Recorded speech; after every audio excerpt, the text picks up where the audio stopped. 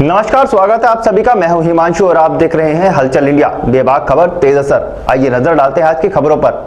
उत्तर प्रदेश के प्रयागराज के हंडिया तहसील के सैदाबाद ब्लॉक के हैबतपुर ग्राम सभा में तैनात लेखपाल रमेश यादव से पूरा गांव परेशान है। ग्रामीणों का आरोप है कि क्षेत्रीय लेखपाल रमेश यादव गांव के कुछ दबंगों के साथ मिलकर प्राथमिक विद्यालय की जमीन पर घर और सड़क का निर्माण करा रहा है। जब इसकी शिकायत ग्राम प्रधान ने प्रयागराज कमिश्नर और जिला अधिकारी से की, उसके बाद भी लेखपाल रमेश यादव का भ्रष्टाचार नहीं रुका। लेखपाल रमेश यादव का कहना है कि चाहे जितनी जांच करा लो, उसका कोई कुछ नहीं बिगाड़ सकता। ग्रामीणों का ये भी आरोप है कि लेखपाल रमेश यादव ग्राम सभा की जमीन पर पैसा लेकर दबंगों के हाथों बेच रहे हैं और लोगों का रास्ता निकलवाने के लिए पैसे की मांग करते हैं। जो पैसा नहीं देता उसका रास्ता नहीं दिया जाता। जो मकान लगभग 20 साल पहले से बना हुआ है, उस मकान मालिक पर 3/5 का फर्जी मुकदमा दर्ज किए गए हैं, जबकि पीड़ित का आरोप है कि लेखपाल को पैसा न देने पर मुकदमा दर्ज कराया गया है। स्कूल की रिजर्व जमीन और गोचर दो जमीनें जहाँ पर हम लोग बॉर्डर पर रह रहे हैं।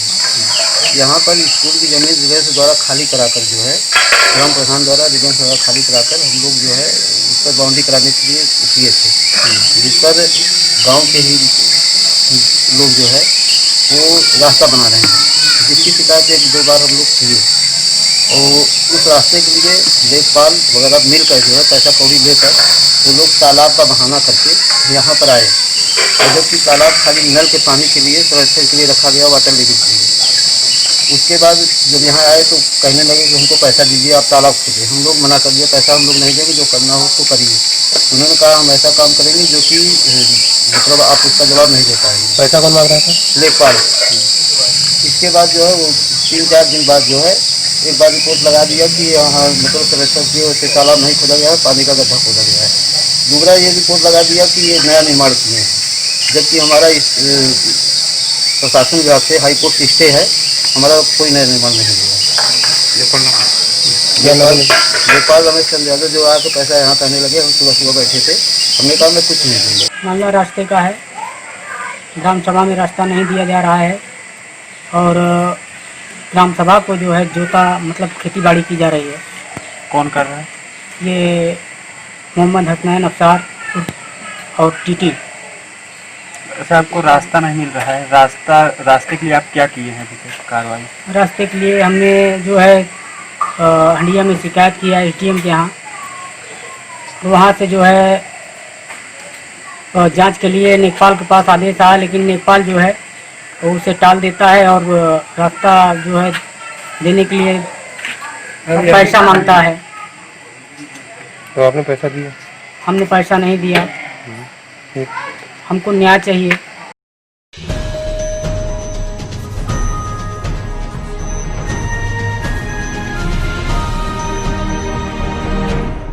लॉकडाउन से पहले दिल्ली के निजामुद्दीन मरकज से बागपत पहुंचे नेपाल के जमातियों का घर वापसी का रास्ता साफ होता दिखाई दे रहा है। जमातियों की पैरवी का जिम्मा जमीयत उलमाए हिंद के संगठन ने लिया है, जिसकी तैयारियां की जा रही है। दरअसल आपको बता दें कि लॉकडाउन से पहले दिल्ली के निजामुद्दीन मरकज से बागपत में 249 जमाती पहुंचे थे। इसके बाद लॉकडाउन शुरू हो गया था। इनमें 28 जमाती नेपाल के रहने वाले हैं, जिन पर मुकदमा चलने के कारण वह वापस नहीं जा सके, लेकिन अब जमीयत उलमाए हिंद संगठन ने इसकी जिम्मेदारी ले ली है। बागपत के जिला अध्यक्ष मौलाना दिलशाद कासमी ने बताया कि संगठन के राष्ट्रीय अध्यक्ष सैयद अरशद मदनी के निर्देशन पर नेपाल के जमातियों की पैरवी शुरू की गई है। अधिवक्ता नसीम अमन से इस बारे में बात कर पैरवी भी शुरू कर दी गई है। उन्होंने बताया कि बृहस्पतिवार तक सुनवाई की तिथि मिल जाएगी, जिसके बाद जमाती अपना पक्ष रखेंगे। इस तरह से पैरवी में जो भी खर्च आएगा संगठन वहन करेगा तथा इसकी पूरी जिम्मेदारी संगठन की होगी। जमात के साथ लॉकडाउन की वजह से रुक गए थे, उनमें तो मेहनत करके लोग चले गए हैं, लेकिन खास तौर से जो गैर मुल्की साथी थे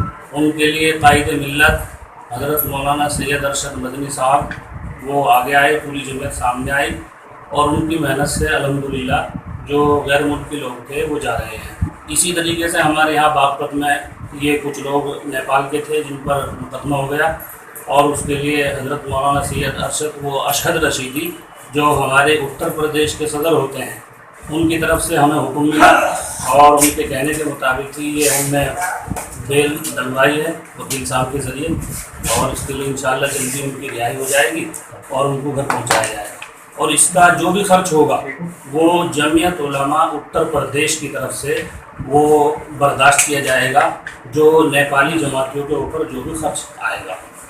कुल कितने जमाते होंगे लगभग? ये यहाँ पर ये 28 लोग मौजूद हैं और उनके लिए ये पैरवी की गई।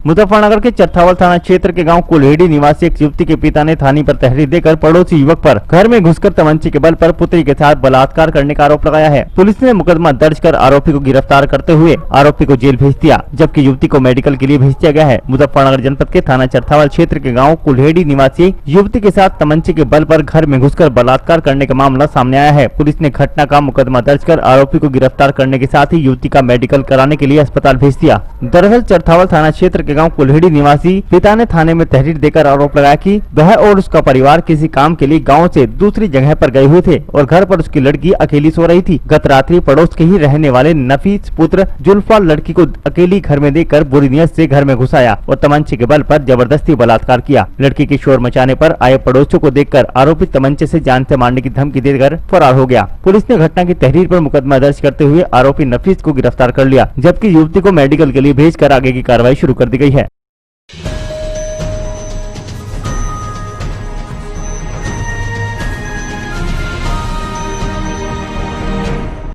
मुजफ्फरनगर के चरथावल नगर पंचायत कार्यालय पर एसडीएम सदर दीपक कुमार ने शासन द्वारा नामित 3 सभासदों को पद व गोपनीयता की शपथ दिलाई। शपथ के बाद भाजपा नेताओं ने नामित सभी सभासदों का फूल मालाओं व गुलदस्ते के साथ उनका स्वागत किया। मुजफ्फरनगर जनपद के नगर पंचायत चरथावल कार्यालय पर शासन द्वारा नामित 3 सभासदों को एसडीएम सदर दीपक कुमार द्वारा पद और गोपनीयता की शपथ दिलाई गयी। चरथावल नगर पंचायत परिसर में आयोजित शपथ ग्रहण समारोह में एसडीएम सदर दीपक कुमार ने चेयरमैन सत्येंद्र त्यागी व ईओ मनोज कुमार यादव की मौजूदगी में नामित सभासद मनीष गर्ग, मिथुन त्यागी व अजय वर्मा को पद और गोपनीयता की शपथ दिलाई गई। इस मौके पर चरथावल नगर पंचायत चेयरमैन सत्येंद्र त्यागी ने कहा कि सभी नामित सभासद अपने दायित्वों का निर्वाह करते हुए लोगों की भलाई के लिए कार्य करें, सरकार की योजनाओं का लाभ आम जनमानस तक पहुंचाने में अपनी भूमिका अदा करें। शपथ ग्रहण के बाद तीनों नामित सभासदों ने कहा कि वह नगर पंचायत में शासन की नीतियों को भली प्रकार लागू कराने के साथ कस्बे के विकास में अपना पूर्ण सहयोग देंगे। इस मौके पर प्रशांत त्यागी, तरुण त्यागी, राजू कश्यप, सिंपल त्यागी, राधेश्याम खटीक आदि ने भाग लिया। आज जो है ये नामित सदस्य हैं नगर पंचायत के,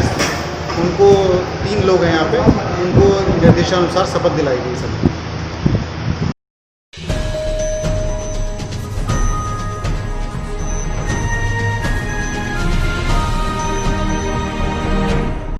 जनपद शामली में लगातार हो रही कोरोना मरीजों की वृद्धि से स्वास्थ्य विभाग में हड़कंप मचा हुआ है। चौसाना देहात में कोरोना ने अपनी दस्तक दे दी है। दरअसल पूरा मामला जनपद शामली के गांव सकोती का है। गांव का ही एक युवक दिल्ली में ट्रक चलाता है। 29 मई की देर रात बाइक से वह अपने गांव सकोती आया था, जिसके बाद 30 मई को स्वास्थ्य विभाग द्वारा युवक को शामली स्थित मदरलैंड पब्लिक स्कूल में क्वारंटाइन किया गया था। कोरोना की जाँच के लिए सैंपल लेकर लैब भेज दिए गए थे। मंगलवार को रिपोर्ट पॉजिटिव आने से जिला प्रशासन के आदेशानुसार स्वास्थ्य विभाग की टीम ने चौसाना पुलिस के साथ मिलकर युवक के परिवार के 7 सदस्य, जिनमें 4 व 6 साल के 2 बच्चे भी शामिल हैं, और हरियाणा के कुटेल निवासी एक रिश्तेदार सहित 8 सदस्यों को होम क्वारंटाइन किया गया था और सभी का सैंपल लेकर जांच के लिए भेज दिया गया था। इसके अलावा युवक के संपर्क में आने वाले लोगों की जांच की जा रही है।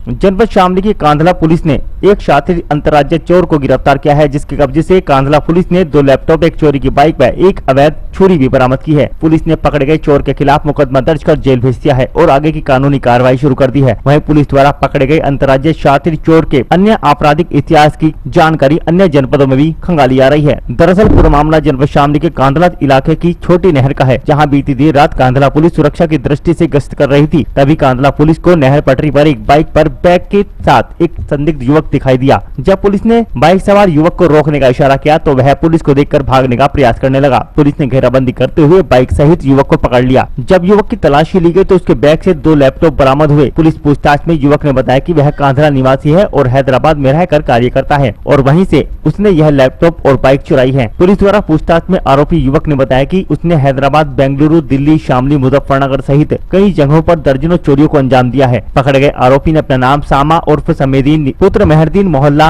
नई बस्ती कांधला बताया। फिलहाल तो कांधला पुलिस ने पकड़ गए आरोपी के कब्जे से चोरी की बाइक और 2 लैपटॉप और अवैध छुरी बरामद करते हुए आरोपी के खिलाफ मुकदमा दर्ज कर उसे जेल भेज दिया है और आरोपी के अन्य आपराधिक इतिहास की गैर जनपदों में हिस्ट्री खंगाली जा रही है।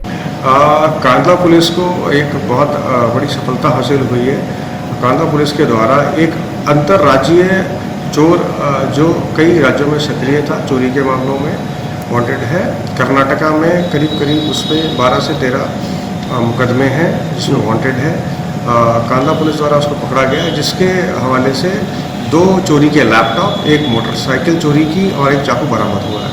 उसको गिरफ्तार कर विधिक कार्रवाई की जा रही है। सर, इसका कोई पहले भी कोई पुराना आपराधिक इतिहास हमारे क्षेत्र में? ये जांच का विषय है। पुलिस इसमें काफ़ी इन्फॉर्मेशन कलेक्ट कर रही है। नियर बाई डिस्ट्रिक्ट्स जो हैं उनसे भी इन्फॉर्मेशन ले रही है।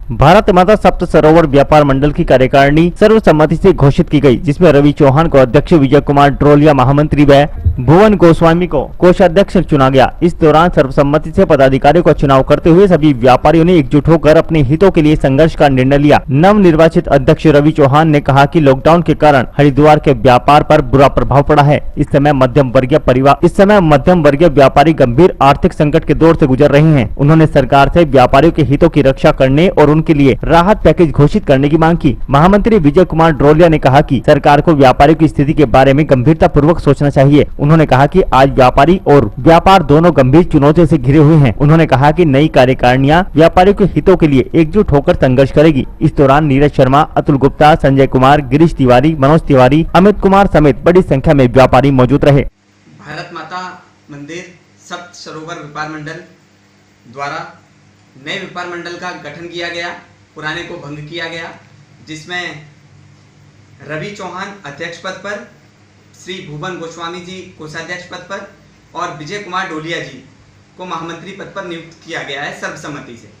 यह लोग निरंतर व्यापारियों के हित में आवाज़ उठाते आए हैं, तो आगे व्यापारी हित में कार्य चालू रहेगा। मेरा नाम रवि चौहान है। मुझे आज भारत माता सप्त सरोवर व्यापार मंडल के सदस्यों द्वारा एक आम बैठक बुलाई गई थी, जिसमें अध्यक्ष पद पर नियुक्त किया गया है। महामंत्री पद पे श्री विजय डोलिया जी और कोषाध्यक्ष के लिए भुवन गोस्वामी जी को नियुक्त किया गया है सर्वसम्मति से। जैसा कि आपको विदित है कि हरिद्वार धर्म नगरी के साथ साथ एक पर्यटक स्थल भी है, जिसमें सभी व्यापारियों का व्यापार केवल बाहर से आए हुए श्रद्धालुओं यात्रियों पर निर्भर करता है। पिछले वर्ष ट्रेनों की आवाजाही बंद करने के कारण व्यापार खत्म सा ही हो गया था। इस साल विश्वव्यापी कोरोना महामारी को देखते हुए सरकार द्वारा जो लोग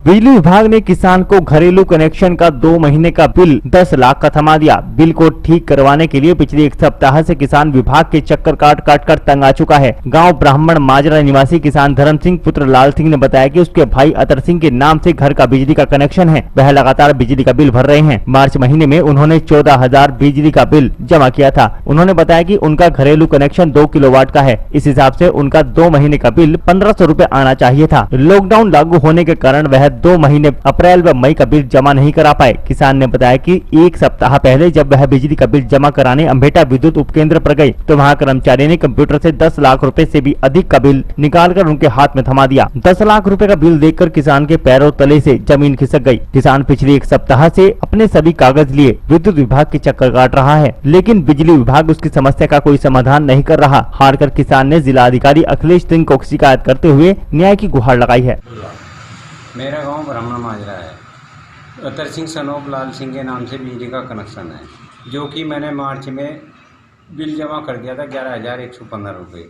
उसके बाद में 2 महीने का बिल में विद्युत विभाग में बिजली विभाग में जमा करने गया, तो वहाँ मुझे 10 लाख रुपये बिजली का बिल बताया, जिससे मेरे होश फाख्ता हो गई। तो उन्होंने कहा बिल ठीक करो। मैं एक सप्ताह से बिजली विभाग के चक्कर काट रहा, मेरा बिल ठीक होना नहीं यहाँ, जिसकी सूचना मैंने जिले अधिकारियों को भी दी है।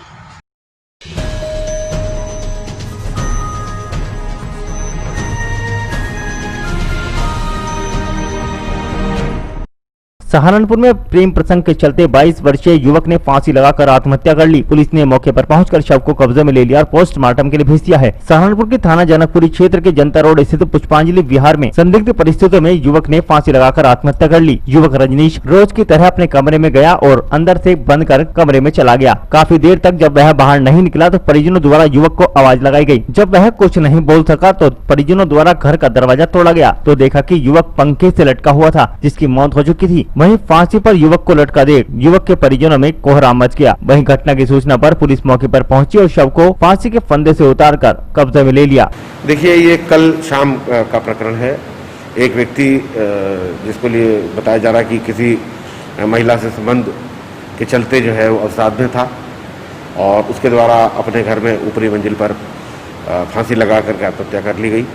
इसकी सूचना मिलने पर पुलिस ने मौके पर पहुंच के उनका पंचायतनामा भरा है और शव को कब्जे में लेकर पोस्टमार्टम के लिए भेजा है। पोस्टमार्टम की रिपोर्ट आने के पश्चात तहरीर के आधार पर आवश्यक कार्रवाई की जाएगी।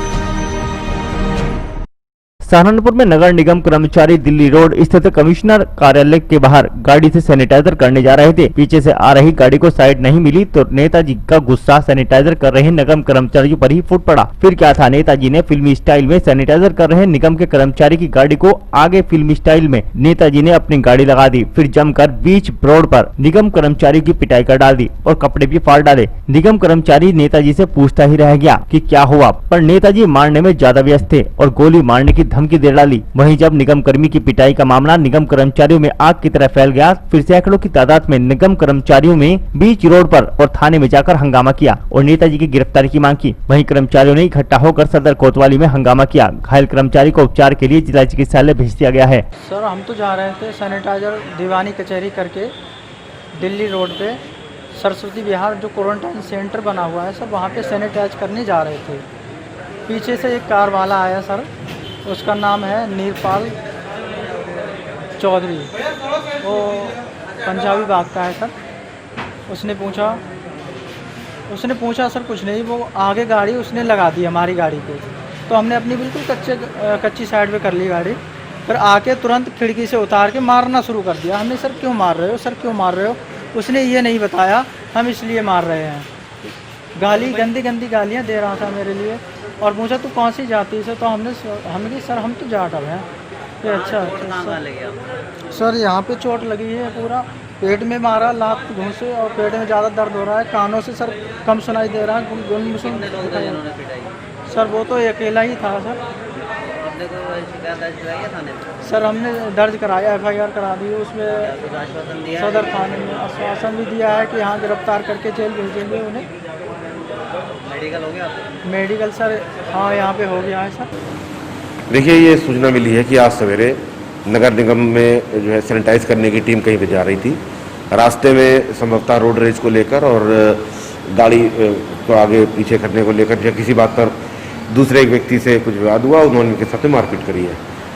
जैसे ये बात जानकारी में आई थी, पुलिस के द्वारा सुसंगत धाराओं में अभियोग पंजीकृत करा दिया गया है और जिस व्यक्ति के साथ मारपीट करी गई थी, नगर निगम के जो कर्मचारी थे, उनसे तहरीर लेकर के कार्रवाई की गई है और उनका मेडिकल वगैरह कराया गया है। आरोपी को पकड़ने की कार्रवाई जारी है।